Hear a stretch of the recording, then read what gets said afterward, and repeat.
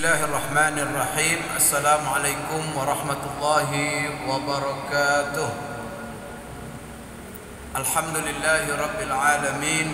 Wassalatu wassalamu ala asyrafil anbiya'i wal mursalin wa ala alihi wa sahbihi ajma'in, amma ba'd.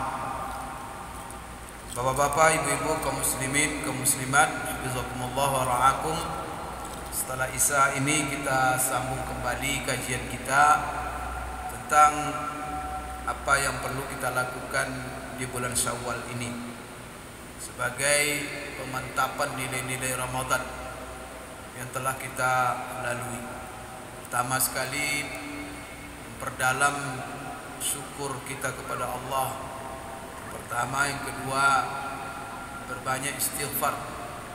Yang ketiga adalah banyak doa supaya apa yang telah kita amalkan pada puasa kita wabil khusus diterima oleh Allah Subhanahu wa taala.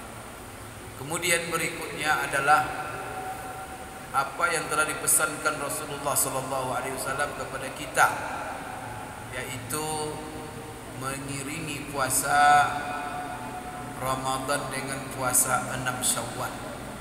Jadi ada ibadah khusus pada bulan Syawal ini, namanya puasa 6 Syawal. Puasa 6 Syawal ini sebagaimana dikatakan oleh Rasulullah sallallahu alaihi wasallam, "Man shama Ramadhana thumma atba'ahu sittan min Syawal, kana ka shiyamid dahri." Barang siapa yang melaksanakan ibadah puasa Ramadan. Di sini menunjukkan selesai dia melaksanakan ibadah puasa Ramadan 30 hari atau 29 hari, kemudian diiringinya dengan puasa 6 Syawal. Maka di dalam hadis ini Rasulullah jelaskan ganjarannya. Apa ganjarannya? Kana kasiyamid dahri. Itu pahalanya sama dengan pahala setahun puasa. Di dalam hadis yang lain Rasulullah jelaskan kenapa, tapi di sini dihubungkan oleh Rasulullah SAW puasa Ramadan dengan 6 Syawal. Berarti himpunan kumpulan daripada puasa Ramadan dan 6 Syawal itu pahala ganjarannya adalah sama dengan puasa setahun. Di sini Bapak Ibu sekalian, ada sedikit yang perlu saya ingatkan kepada kita. Ini berkenaan dengan adanya ataupun turunnya surah Al-Qadr. Kita masih ingat bahwa salah satu riwayat yang disebutkan oleh ulama, apa sebab turun inna anzalnahu fi lailatul qadar, itu adalah keluhan Rasulullah SAW terhadap nasib kita sebagai umatnya, karena Allah perlihatkan kepada Rasulullah tentang umur umat-umat yang telah lalu. Mereka panjang-panjang umurnya, ratusan tahun. Tentu Bapak Ibu, panjang umur banyak amal. Bahkan diperlihatkan kepada Rasulullah SAW dalam riwayat itu, seorang pemuda Bani Israel berjuang di jalan Allah selama 300 tahun. Kenapa bisa 300 tahun dalam perjuangan di jalan Allah? Berapa banyak pahalanya itu? Maka Rasulullah SAW mengeluh kepada Allah tentang nasib kita sebagai umatnya. Gimana nasib umatku ya Allah? Umur mereka pendek-pendek. Rasulullah sebutkan dalam hadis itu, umur umatku hanya antara 50 dan 70. Maka kalau umat-umat yang telah lalu banyak amalan mereka, pantas, karena umur mereka panjang. Umur umatku 50 sampai 70. Sudah umur pendek, godaan banyak pula, cobaan banyak pula. Di zaman umat Nabi Musa tidak ada internet Bapak Ibu. Di zaman umat Nabi Isa tidak ada WA. Di zaman Nabi Daud walaupun canggih sudah itu, tapi tidak ada Facebook. Di zaman kita ini gawat. Semakin hebat canggih teknologi, semakin menyibukkan kita. Semakin canggih ilmu pengetahuan dan teknologi, semakin banyak kebutuhan hidup. Ya, Pak Jumhur ini hidup tahun 70, saya juga dulu tahun 70. Tidak ada kita butuh motor kemana-mana, jalan kaki aja. Tidak ada kita butuh bensin, tidak ada ribut-ribut tentang bensin. Karena motor memang tidak ada, jarang motor. Tidak ada penjual-penjual pulsa, kena HP dah. Tapi hidup juga, panjang-panjang umurnya. Tetangga saya sampai sekarang masih hidup, Pak Hamzah namanya. Umurnya kalau dalam Masehi katanya, kemarin saya tanya berapa umur Bapak, 98 tahun 6 bulan 15 hari 14 hari katanya. Wah, sampai harinya dia bisa hitung itu. 98 tahun itu dalam umur Masehi. Kalau dalam umur Hijriah berarti umurnya hampir 103 tahun umur Rasulullah. Tapi dia masih Masya Allah. Nah, itu kan berarti hidup di zaman Belanda, hidup di zaman Jepang, hidup zaman kemerdekaan, dan hidup itu 100 tahun. Kita kemerdekaan baru kan 77 baru. Berarti zaman Belanda sudah ada. Subhanallah. Maka kebutuhan dulu tidak banyak.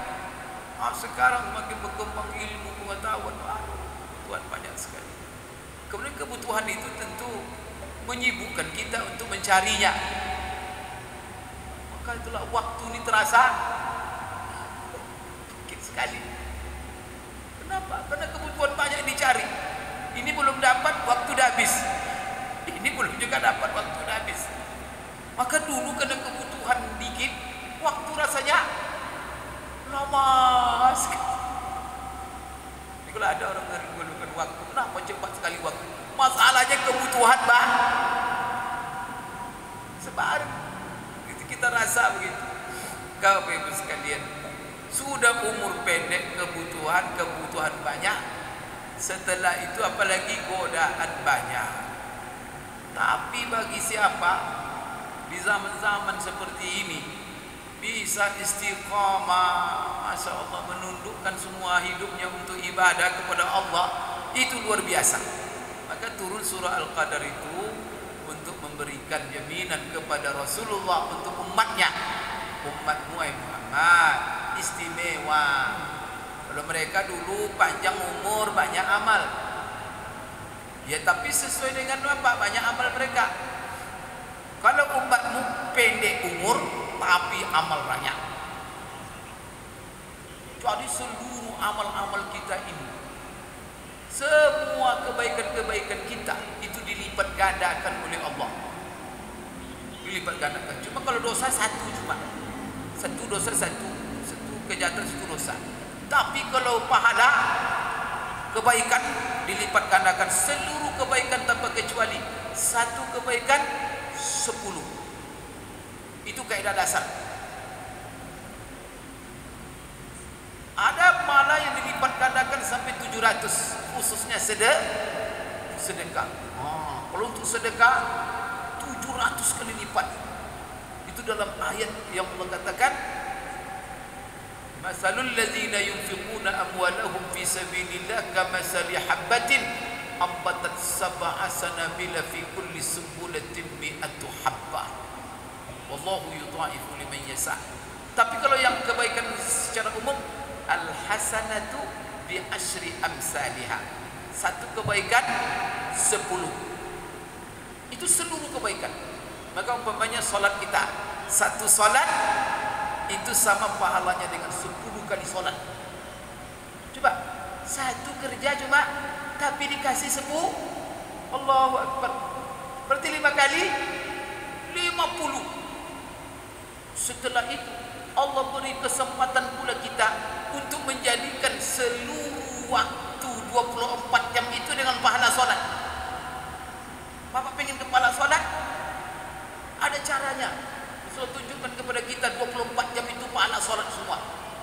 Caranya apa? Sebagaimana digambarkan Rasulullah SAW, al-mar'u fis salati man tazara salat. Seorang itu dalam pahala salat selama dia setiap saat dimanapun dia berniat menunggu sholat. Jadi kalau bapak ingin dalam pahala sholat, niatkan mau di rumah menunggu sholat, maka menunggu itu maka kita dalam pahala sholat. Dan itu dimantapkan juga Rasulullah, innamal a'malu binniyat. Maka saya bilang, kalau bapak nanti setelah isaniha keluar, pergi ke rumah, niatkan, ya Allah saya mau tidur dulu sambil menunggu sholat subuh. Niatnya bukan tidur itu tujuan, tidur itu sembilan, tapi tujuannya untuk sholat. Ya Allah saya tidur dulu menunggu sholat, datangnya sholat subuh. Tiba sholat subuh datang, langsung dia masuk. Masya Allah, selamat tidur tadi itu terhitung pahala sholat subuh. Masya Allah. Kemudian juga bagaimana? Setelah subuh nanti dia pergi, saya ke kantor dulu ya Allah, sambil menunggu sholat zuhur. Kalau sholat zuhur datang, saya datang. Pergi kantor, pergi ke pasar, pergi ke kebun. Masya Allah, pas menjelang sholat zuhur dia pulang, langsung dia sholat. Selama bekerja di kantor, bekerja di kebun, berdagang, dalam pahala sholat zuhur itu. Setelah saya sholat zuhur, saya sambung kerjaan saya Allah sambil menunggu sholat asar. Allah, pekerjaan jalan, duit dapat, rezeki dapat, kemudian tercatat waktu kita itu pahala sholat. Cuma dengan niat menunggu sholat. Kurang sayang Allah kepada umat Nabi Muhammad SAW itu. Umur pendek, kaedahnya cukup niat. Itu Bapak Ibu ya, sebenarnya kalau saya bahas itu filosofinya luar biasa. Karena kalau orang hidupnya apapun kegiatannya, tapi dalam dirinya ada menunggu sholat, maka tidak mungkin menyimpang dia hidup Pak. Pasti benar. Karena sholat itu, saat apa makna sholat diantaranya? Takwim, tashih, meluruskan kehidupan seorang hamba. Maka kalau dalam hatinya niat sholat, maka terjaga kehidupan. Bayangkan itu, dia bekerja tapi dalam pikirannya sholat. Gimana kira-kira? Mungkin korupsi dia, mungkin dia main-main. Dia orang yang sholat, dahsyat. Maka kalau itu yang ada dalam dirinya, pahala sholat semua. Nanti setelah asar, dia sholat asar di masjid berjamaah lagi. Masya Allah. Pergi dia keluar, ya Allah saya minum kopi, sambil makan goreng ubi, goreng pisang, minum kopi, goreng sambil menunggu sholat maghrib. Kopi sudah diminum, dapat juga goreng ubi, apa? Nanti sambil menunggu, dia bukan minum kopi itu tujuannya, tapi apa?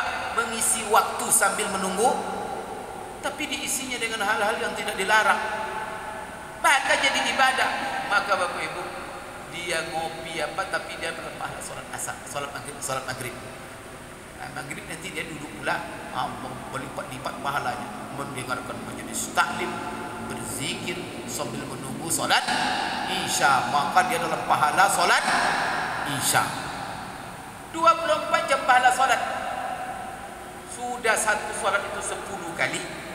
Setelah itu Allah beri peluang kita jadikan seluruh waktu pahala sholat. Begitu juga pahala puasa. Puasa Ramadan yang istimewa ini Pak, cuma 30 hari cuma, tetapi Allah berikan kepada kita pahala puasa setahun. Bayangkan nih. Tapi ingat, bukan pahala puasa sunat itu, puasa Ramadan. Kan puasa Ramadan ini kan luar biasa ini. Pahala puasa Ramadan itu tidak ada tandingannya, tidak sama dengan puasa sunat Pak. Tapi bagaimana Allah sayangnya sama kita, Rasulullah tunjukkan kepada kita caranya. Puasanya cuma 30, tapi pahalanya 360 hari. Bagaimana caranya? Caranya selesai kajian Ramadan, puasa 6 Syawal. Dan dibalikkan kita oleh Rasulullah kepada kaidah dasar.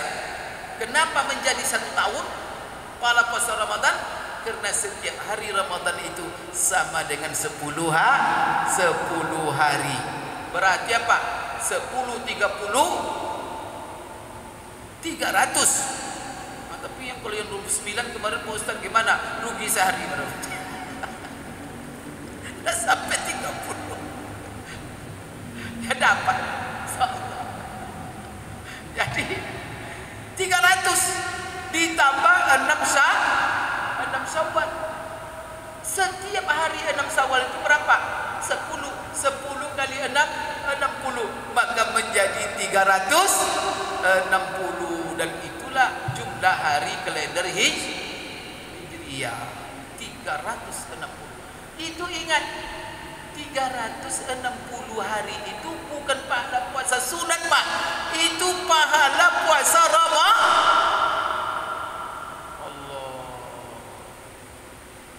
Maka rugi nih kalau tidak puasa 6 Syawal, Pak. Maka lengkapi nanti pada puasa Ramadan itu setahun. Yang kita lalui cuma 30 hari, tapi pahalanya sampai nanti Ramadan akan datang. Kurang sayang Allah. Itulah beruntung kita menjadi umat Nabi Muhammad SAW. Umur pendek tapi setiap amal yang sedikit itu dilipat nih. Begitu cara Allah. Dan itu adalah untuk umat Nabi Muhammad SAW. Bersyukur kita lahir sebagai umat Rasulullah SAW. Bapak Ibu sekalian, ada juga hadis yang menjelaskan. Maka di sini coba bagaimana cara kita supaya pahala puasa Ramadan dapat setahun walaupun 30, maka iringi dengan 6 Syawal. Kemudian Bapak pengen juga supaya dapat pahala puasa sunat setahun. Di setahun itu semuanya puasa. Jadi sudah puasa Ramadan dapat, kemudian juga dalam pahala puasa sunat. Bagaimana caranya?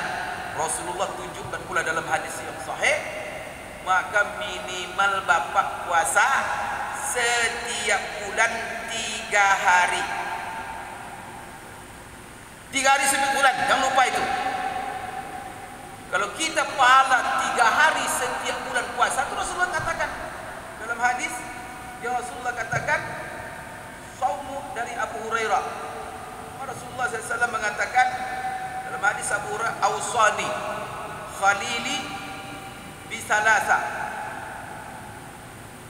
temanku yang kucintai mewasiatkan kepadamu 3 perkara. Pertama, siyamu salasati ayyamin min kulli syahr, yaitu puasa 3 hari setiap bulan. Dalam satu hadis dikatakan puasa 3 hari setiap bulan itu adalah puasa sepanjang tahun. Lalu sebab juga inilah turun juga ayat, apa kata di dalam Al-Quran, man jaa bil hasanati falahu asyru amsalha. Kalau 3 hari kita puasa tiap bulan, setiap hari dihitung 10, berarti 30. Tiap hari 3, berarti 3 hari saja setiap bulan, maka lengkaplah puasa sunat kita setahun. Jadi kalau tidak bisa puasa Senin Kamis, tidak bisa puasa Nabi Daud, minimal Allah puasa 3 hari setiap bulan.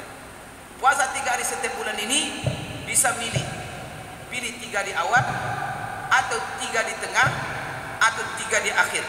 Kalau bisa kumpulkan di 3 di tengah, yaitu persis di hari putih, sehingga berkumpul 2. Jadi puasa 3 hari setiap bulan dengan puasa putih ini kata ulama berbeda. Kalau puasa hari putih khusus pula itu ayyamul bid, hari ketika bulan purnama 13, 14, 15. Maka kalau ada Bapak umpamanya 3 hari awal bulan puasa, itu siap sana seayyam min kulli syahr. Nanti di ayyamul bid puasa pula. Tapi kalau umpamanya kita memilih 3 hari saja, pilihlah di hari ayyamul bid, sehingga dapat 2 include dia. Maka kalau 30, 30, 30, sempurnalah. Maka untuk mendapatkan puasa, subhanallah, sedikit amal tapi banyak, itulah. Maka ilmu matematik itu mantap umat Islam. Maka umat Islam ini kalau dari kecil itu pertama belajar Quran, yang kedua belajar ilmu berhitung. Tapi berhitung bukan menghitung uang, bukan menghitung proyek. Karena dalam hadis Rasulullah itu banyak amal. Hitung-hitung supaya apa? Kita masya Allah, sehingga tertarik, terdorong kita beramal. Maka Rasul sebut 3 hari itu sama dengan puasa setahun. Bagaimana logikanya? Logikanya setiap hari sama dengan 10 hari. Berarti 30 setiap bulan kalau 3 hari. Masya Allah. Saya heran Bapak Ibu sekalian. Ada dokter dari barat, saya baca. Heran saya. Kok bisa dia mengatakan seperti itu? Padahal bukan orang Islam. Tapi dia bukan sisi pahala, Pak. Rasulullah kan bilang ganjaran. Tetapi di dalam ganjaran itu banyak makna sebenarnya. Silakan gali. Jadi ada dokter di barat bilang begini, kalau Anda mau sehat, hidup sehat, minimal Anda puasa 3 hari setiap bulan. Cuma dia dari aspek kesehatan. Dan itu berdasarkan eksperimen, bukan baca hadis. Nah, dia tidak Islam. Tapi bisa dia mengatakan, Pak, kalau mau sehat, puasa 3 hari. Rasulullah 1500 tahun yang lalu dia bilang, puasa 3 hari itu, pertama wasiat Rasulullah kepada Abu Hurairah. Kedua, Rasulullah katakan puasa 3 hari itu membuat kamu mendapat pahala setahun pahala puasa. Masya Allah. Itu juga, ini sebenarnya apa? Minimal untuk orang yang malas-malas ini. Nah, ya kan? Untuk orang yang malas pun dapat jatah setahun. Tapi jangan pula nanti enak pula kajian Ustaz Muwardi, maka tidak perlu kita puasa Senin Kamis lagi, 3 hari aja kan sudah setahun itu. Pak, itu untuk orang yang malas-malas gitu. Tapi kalau untuk orang yang punya himmah, tapi itulah sayangnya Allah, untuk yang pemalas pun ada setahun. Itu minimal. Tapi samakah dengan orang 3 hari Senin Kamis atau puasa Nabi Daud sama dengan 3 hari ini? Tidak sama. Maka orang kalau dia amalkan, beramal lagi itu semakin banyak. Nah, maka di sini itu sebenarnya ukuran minimal. Berarti apa? Kalau kita ingin mendapat puasa setahun Ramadan, tambah 6 Syawal. Kalau kita mau mendapat puasa sunat setahun, 3 hari setiap bulan, jangan lupa.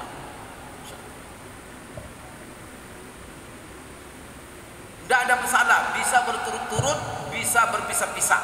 Tapi tiap bulan itu pastikan 3 hari minimal. Tapi jangan pilih hari Sabtu atau hari Jumat khusus atau hari Ahad. Kalau bisa apa? Pilih hari Kamis atau hari Senin, atau selain hari-hari yang dimakruhkan puasa mengkhususkan hari itu. Itu yang penting. Kalau tinggal juga hari-hari bid. Yang penting apa? Di bulan itu kita puasa 3 hari minimal. Maka di sini ini yang pertama. Maka rugi nanti tidak puasa 6 Syawal. 6 Syawal ini kapan puasa bagusnya? Berbeda ulama mengatakan afdal. Kalau Syafi'iyah mengatakan afdalnya tanggal 2 Syawal mulainya setelah hari raya Idul Fitri.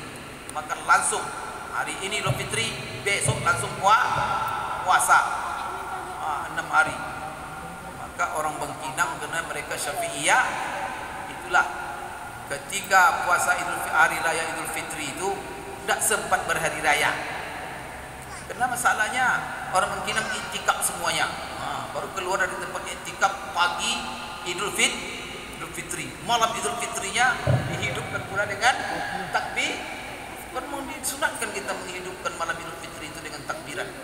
Paginya sholat pula.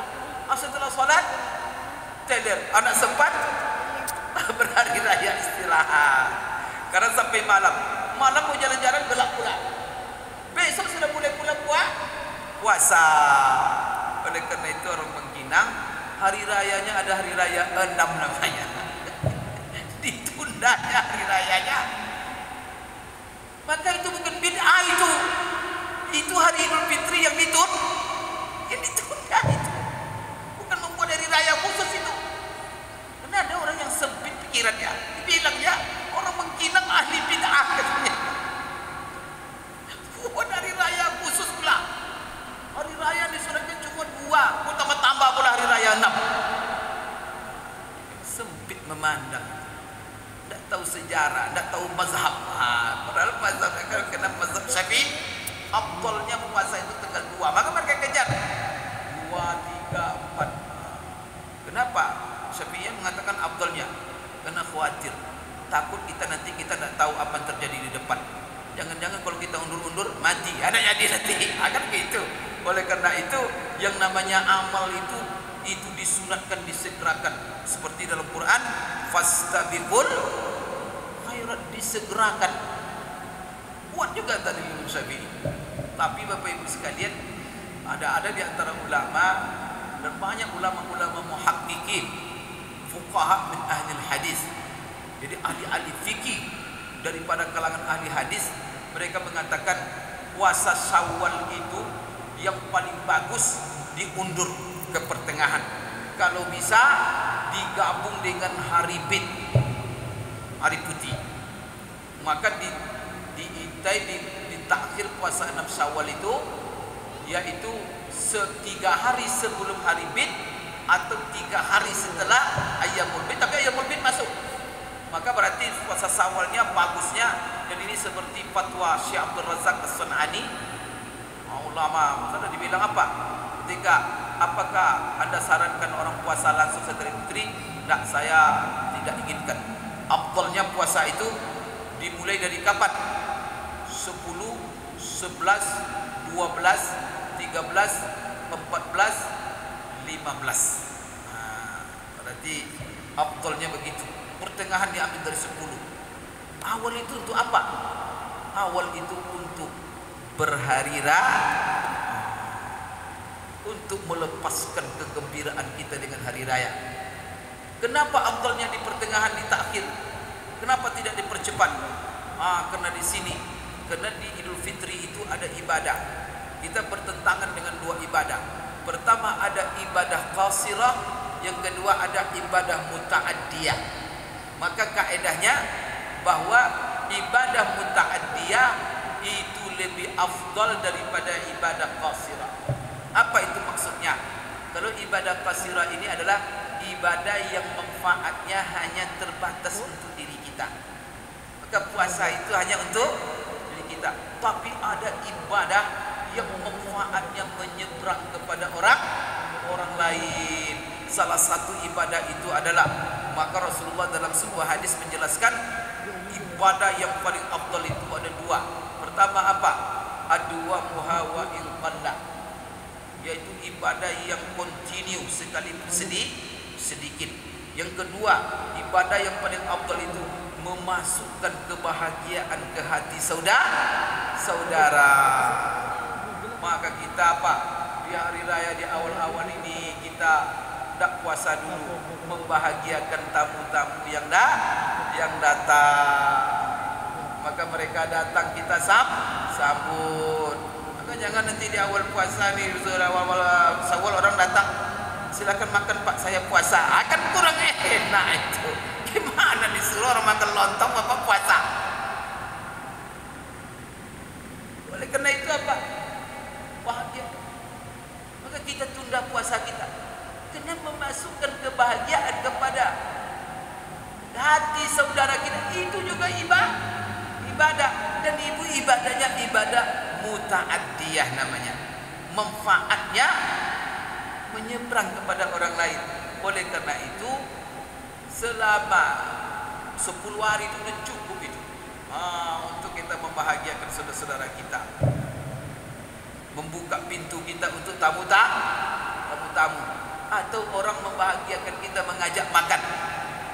Open house kan 10 hari itu sudah banyak itu kan.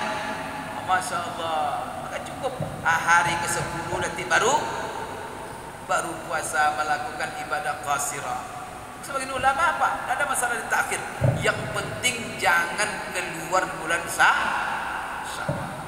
sebabnya kalau Bapak punya tamu, kita senang puasa. Tamu itu juga pengen makan, pengen dibahagiakan, dan kita yakin tamu itu tidak akan mungkin memakan hidangan kita kecuali kita makan. Maka apa? Maka Bapak harus batalkan puasa. Begitulah. Tapi puasanya bukan puasa wajib, puasa sunat. Kenapa? Karena menyambut tamu, membahagiakan suami tamu ini sangat-sangat ketat hukumnya di dalam agama kita, dianjurkan sekali. Oleh karena itu apa? Dua pahala kita. Pahala puasanya tetap dicatat oleh Allah. Yang kedua, puasa membahagiakan dan memuliakan tamu. Masya Allah.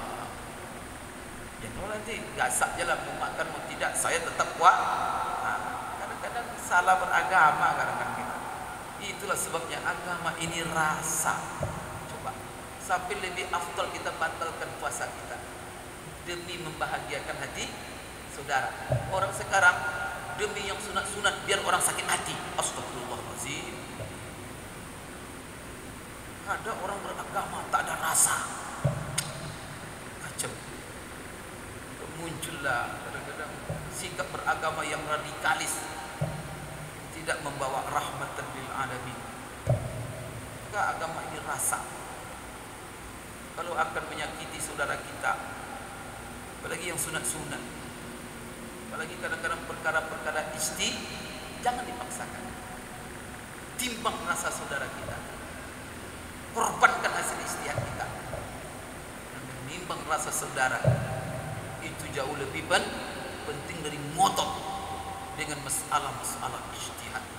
Allah, kalau kaidah ini diamalkan bersatu kita, tidak ada kita ya.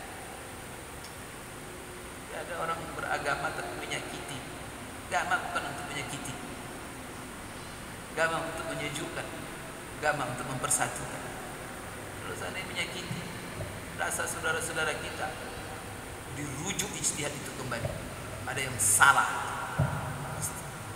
bukan dibenarkan. Jadi Masya Allah, maka utamakan ibadah itu kata ulama, Bapak Ibu sekalian. Tapi kalau kita puasa 6 Syawal, kunci pintu supaya tak ada tamu. 6 Syawal. Maka apa? Setelah hari raya 6 lah kita berhari. Maka lomang, serikayu apa semua dibuat di hari raya 6. Dan kita barengi pula dengan apa? Masya Allah, bukan hanya kita berhari raya memberikan kebahagiaan kepada yang hidup, tapi kita berkunjung kepada yang sudah meninggal, mendoakan mereka. Masya Allah. Saya kemarin diundang ke Rohul. Sini ada pula yang unik. Jadi rupanya tradisi ini macam-macam. Kalau ada yang mengatakan bin abin aja sih dan dunia. Jadi apa tradisinya? Saya diundang ke foto intan, foto intan ya,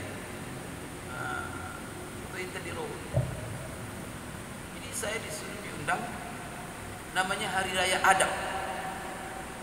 Namanya Hari Raya Adab. Jadi hari raya mereka itu 3 macam. Hari Raya Fitri itu hari raya hukum namanya. Hari kedua, hari ketiga itu hari raya adat. Hari raya keempat itu hari raya adab. Di hari raya adab itu masyarakat berkumpul di sekitar guru-gurunya. Maka berkumpul tuan guru pemuncak tarikat. Situ tarikat Naqsyabandiyah, tuan gurunya, khalifah-khalifah, mursyid-mursyid semua ngumpul. Bermasyarakat keluar mengarak tuan guru, termasuk ustaz diundang. Ustaz diundang waktu itu saya pula. Diarak sekitar Allah, diarak oleh masyarakat, tuan gurunya, khalifah-khalifahnya. Itu hari raya adab namanya. Masya Allah. Itu kan luar biasa itu. Karena mereka puasa, beramal. Kan tuan guru itu mengajarkan kepada mereka. Semangat mereka i'tikaf. Tuan guru yang mengajak mereka i'tikaf. Masya Allah. Oleh karena itu ada hari raya khusus istiadat mereka, adab kepada guru, diarak guru itu. selesai diaras. Selesai itu nanti ngumpul di masjid. Setelah itu diberikan pula ceramah pencerah. Kita tidak ada adem. Masyarakat seperti itu susah menembus itu. Mereka dengan ulama mereka, dengan guru mereka itu tidak ada orang bisa masuk. Itulah dengan guru diarah. Jadi kalau kita kumpulkan, kita tulis ya, mungkin macam-macam ada istilah orang bagaimana meluapkan kegembiraan di hari raya. Kalau dibid'ahkan semuanya itu bid'ah sih. Orang mengkinang lain-lain. Hari raya kena berkunjung mereka ke kuburan-kubur. Itu bagus, mengingat jasa-jasa yang sudah meninggal, orang tua. Kemudian datang ke kuburan mereka, mendoa, menghadiahkan zikir, tahlil, baca Quran, indahnya Allah. Jadi bukan hanya silaturahim dengan yang hidup, tapi menyambung juga dengan yang kebaikan dengan yang meninggal. Nah, setelah itu baru makan-makan bersama, memantapkan. Indah sekali. Dan itu semuanya apa? Aplikasi daripada makna kegembiraan di hari raya, memantapkan nilai-nilai hari raya. Syiar terasa. Bapak-Ibu sekalian, alhamdulillah. Maka sekali lagi, maka mari kita lengkapkan supaya kita mendapat puasa Ramadan 6 Syawal. Puasa setahun, puasa sunat 3 hari. Di samping itu, puasa 6 Syawal ini salah satu hikmahnya sebagaimana dalam sebuah hadis dijelaskan Rasulullah di hari kiamat besok, semua amal-amal wajib kita itu setelah ditimbang, kadang-kadang banyak yang kurang. Karena banyak di antara kita ini sudah amal wajib dan istighfar dia keluar aja dia, padahal kekurangannya banyak.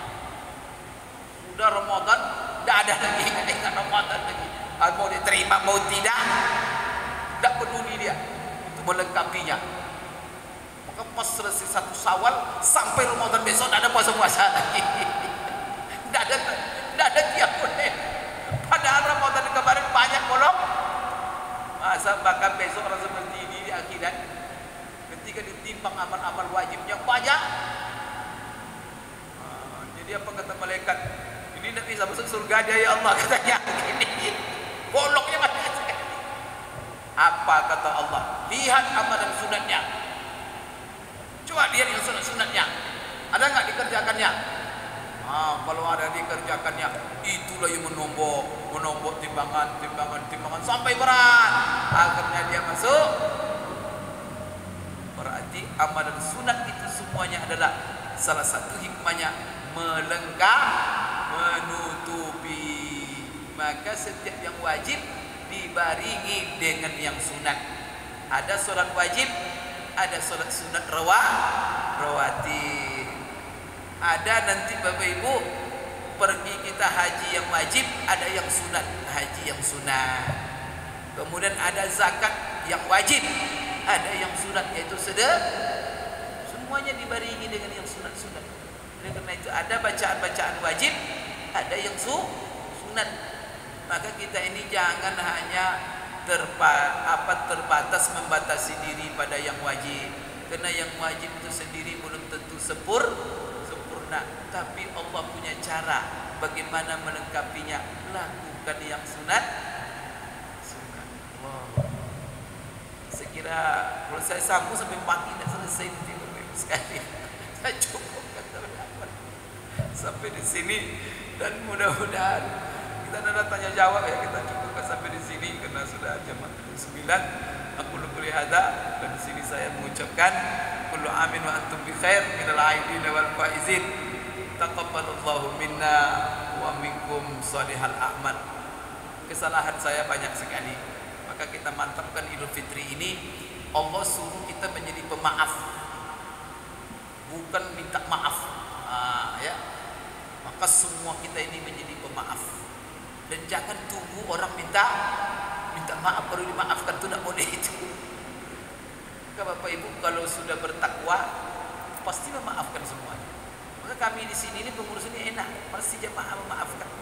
Kenapa Bapak sudah bertakwa? Maka bertakwa itu alladzina yunfikuna bis sarra wad dharra wal kaziminal ghaiza. Jadi kalau Bapak bertakwa cirinya apa? Jiwa memberi itu tinggi. Yang kedua, wal kaziminal ghaiza, tidak menyimpan sakit hati. Jadi kalau ada orang sekarang masih sakit hati sama Ustaz Mawardi, belum bertakwa dia itu.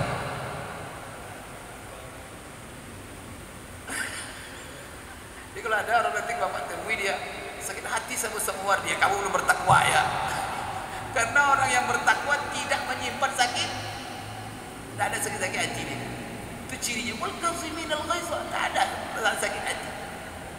Maka tidak ada sakit hati kepada bini, yang sakit hati kepada orang tua, yang sakit hati kepada tetangga. Habis Idul Fitri ini, selesai semua. Yang ada apa? Wal afina aninna. Semua kesalahan orang sudah dihapusnya dari filenya. Karena file yang gawat itu masuk dalam hati. Ini kotak hitam ini susah dibuang ini. Maka file itu yang paling susah dibuang dari hard disk. Itu butuh apa namanya? Buangnya format. Maka informasi data di kotak hitam itulah, hati itulah. Maka buang itu, bersihkan hati kita semua dari kesalahan-kesalahan orang. Maka tak ada lagi sakit hati. Yang ada maafkan, hapus semua, hapus. Kalau dalam bahasa komputer apa? Di delete semua, delete. Nanti periksa hadis Bapak ya. Kalau ada yang kotor-kotor itu di delete semua, hapus sehingga hadisnya Masya Allah. Wal afina anin nas.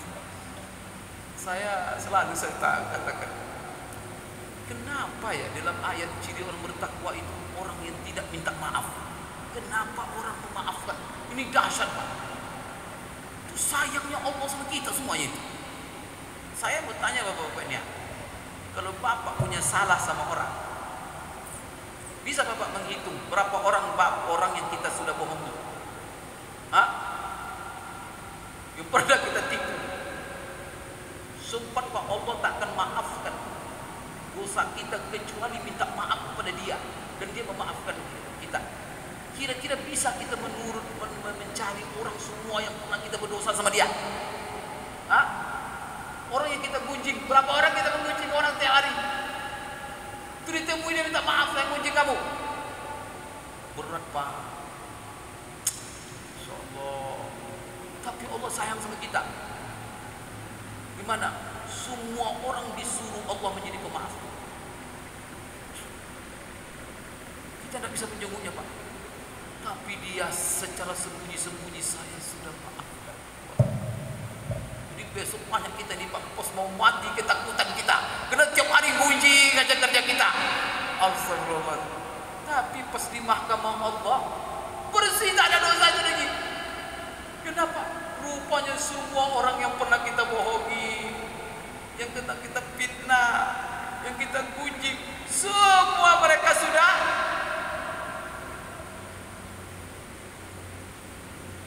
Allah. Indah gak? Hebat gak Islam itu? Kalau tidak capek kita Pak, cari orang yang sudah kita gunjing. Gunjing bupati, cari bupati minta maaf. Kemana cari itu? Gunjing presiden tiap hari, gunjing banyak. Cari presiden, kemana jumpa presiden?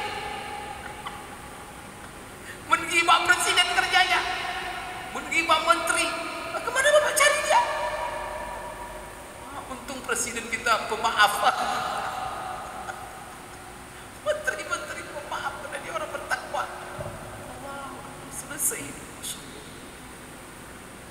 Hebat itu, wal afina aninna. Karena kita tidak bisa Bapak Ibu. Karena itu tidak boleh kita. Ada satu kisah yang paling hebat yang pernah saya jelaskan di sini. Itulah kisah Abu Bakar. Jadi dari situ diambil oleh ulama kaidah. Apa kaidah? Jadi Abu Bakar ketika peristiwa hadisul ifki, berita bohong, Aisyah difitnah selingkuh. Kan ingat bapak kajian itu kan? Ketika dalam sebuah peperangan Aisyah buang air, setelah itu ketinggalan perhiasan. Pas kafilah berlalu baru ingat Aisyah baru perhiasannya. Lalu dia susun dan dia tidak bilang kepada Rasulullah. Kafilah berjalan, dia pergi.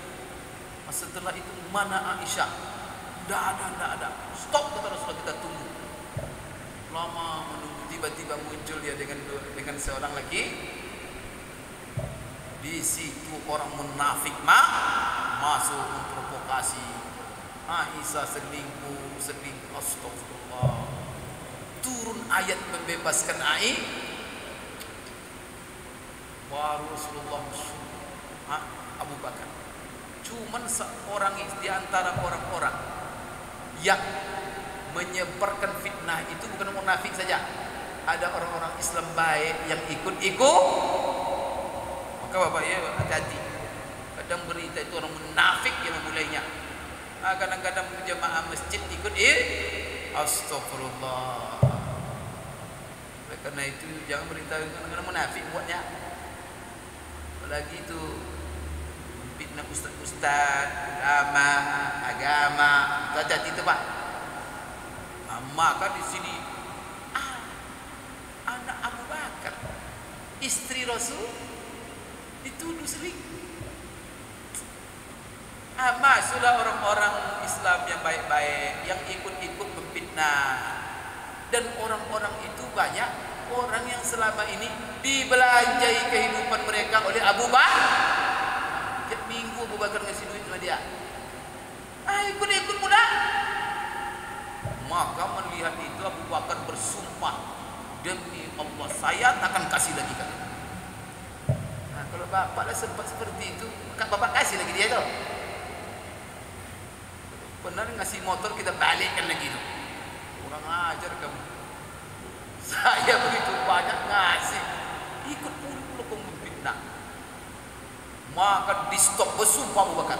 Bapak bersumpah saya tak akan kasih lagi. Dalam surah An-Nur, surah Ahzab, Bapak Ibu sekalian nak berceritakan, turun ayat menegur Abu Bakar. Tak pantas kau Abu Bakar, rezeki yang Allah berikan kepada kamu itu kau tahan dari mereka-mereka yang miskin gara-gara kesalahan mereka. Maafkan mereka. Allahu Akbar. Maafkan mereka. Kembalikan nafkah yang pernah aku berikan kepada dia. Di ujung itu Allah ancam Abu Bakar. Ala tuhibbuna an yaghfirallahu lakum? Bakar, kamu mau enggak dosa-dosamu saya ampunkan ke kau? Kalau mau dosa-dosamu diampunkan, maafkan mereka. Allah.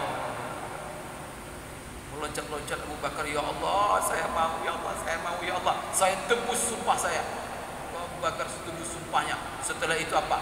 Nafkah yang kemarin di stop dirapel kembali, dikembalikan kepada mereka-mereka itu. Masya Allah. Maka dari situ apa kaedahnya? Allah akan memberikan keampunan kepada kita sejauh mana kita bisa memaafkan kesalahan saudara-saudara kita. Allahu Akbar. Maka kalau kaedah ini diketahui oleh setiap orang Islam, maka tidak ada orang Islam yang tidak memaafkan kesalahan saudaranya. Maka apa? Orang yang Islam besok semuanya masuk surga. Allahu Akbar. Tanpa capek-capek kita datangi satu-satu. Kalau tidak ada kaedah ini, cara ini berat Bapak sekalian. Karena dosa yang paling banyak. Kalau dosa kepada Allah bisa kita bertobat. Solat tobat Pak. Kalau dosa kepada manusia harus minta relakan sama dia.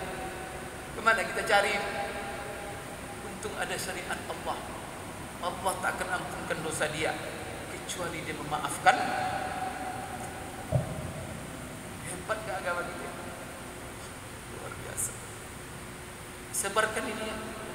Banyak orang tak tahu juga kaedah ini. Allah akan mengampunkan dosa kita sejauh mana kita bisa maaf. Maka orang Islam tak ada mengatakan tak ada ampun bagimu, tidak ada maaf bagimu. Tidak ada. Itu bukan sifat orang bertakwa. Orang bertakwa wal afina 'anil nas. Setelah itu Allah katakan wallahu yuhibbul muhsinin.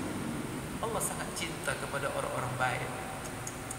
Dizolimi dimaafkan. Orang baik dah. Memaafkan itu orang baik. Orang tak menyimpan sakit hati, orang baik tak? Orang suka memberi, orang baik tak? Orang baik. Wallahu yuhibbul muhsinin. Tapi juga harus kita mudah minta maaf. Walladzina idza fa'alu fahishatan. Orang takwa itu salah satu cirinya. Kalau dia berdosa, maka dia tidak gengsi dan sombong. Dia akui dosanya. Zakarullah. Ingat dia, takut dia. Maka tidak ada gengsi, tidak ada sombong. Fastaghfiru. Lalu dia minta ampun, tobat dia. Kalau dosa kepada Allah dia minta ampun, tobat. Kalau dosa kepada manusia, au zalamu anfusahum, dia berzalim kepada dirinya. Karena kita kalau menzalimi saudara, sebenarnya menzalimi diri. Maka apa? Dia minta maaf. Inilah orang. Jadi, tapi yang utama memaafkan. Yang kedua, mudah juga minta maaf. Insyaallah. Sekali. Itu dapat saya sampaikan. Kemudian ini bisa kita realisasikan di bulan Syawal ini ya. Maka kalau kita mau jadi pemenang, jangan ada lagi menyimpan yang namanya sakit hati. Kemudian jangan lagi kita menyimpan kesalahan orang. Semuanya sudah kita lepas, kita hapus dan kita lepaskan. Khususnya sama ustaz-ustaz, sama Ustaz Mendra, sama Ustaz John. Jangan ada sakit hati sama ustaz. Semuanya nanti. Dan juga semua kita, Allahu Akbar, semuanya damai, semuanya sejuk, semua saling memaafkan. Aku qouli hadza wa astaghfirullah li wa lakum wal 'afu minkum. Wabillahi taufiq wal hidayah. Assalamualaikum warahmatullahi wabarakatuh.